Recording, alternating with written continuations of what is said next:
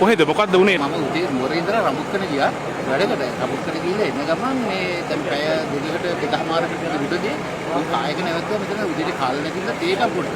මේ ආපදා වෙලා තියෙන කඩේ ගාව සෙනඟ පොඩ්ඩක් ගියා කාර් දෙකකට වදිලා ඒක ගමන් ඉස්සරහ කඩේට ගියා. කාර් එක නවත්තලා එහාට. ඒකටම මම තේක ගිහලා තේ බල උදේ ඉන්නකොට අර ලොකු ගල තමයි කඩාගෙන ආවේ මගේ ඇතුළට ඒක කඩාගෙන පෙරලගෙන ගස් පෙරලගෙන එනවා. මම දැන් මේකේ මිනිස්සු හිටියා කියලා. ඒකයි උන සීට්. ඒ කියන්නේ ශනිකව යටකුණානේ. ඔව් ශනිකව නිකන් මේ අපර ගහනකින් බස් පෙරලගෙන අර ලොකු ගලක් තමයි යාවේ. මම දැක්කා මේ කඩේ තේබොටු ආතුම්ල බලාගෙන හිටියේ. පාන එනවද? අරගෙන යනවද? ඒ සිද්ධිය තමයි ඉන්නේ. තල්ලු මල්ලි තල්ලු කරලා දාන්න මෙහා. ඒක මැෂින් එකෙන් තල්ලු කරමු අයියා. ඕකම මහන් දෙනා වැඩි. ඉන්නකම ආණයක් පයික් ඕනේ වෙලාවට. ඉන්න මේක උසවුවා නම් බලා ගන්න පුළුවන්. මේ මෙතන කඩයක්ද තිබ්බේ ගෑද්ද? කඩයක්ද ගෑද්ද? අප්පට උඩ.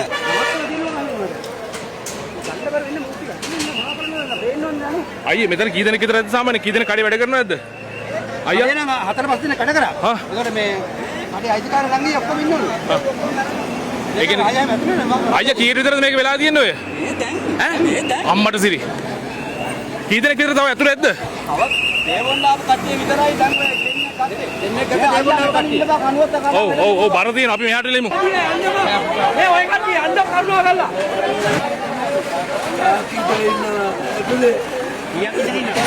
ආකේද ඉන්න ඇතුළේ දාලා. ආජාහරි ඉඳපන්. කොහොම හිටපන් තරවෙන්න යන්නේ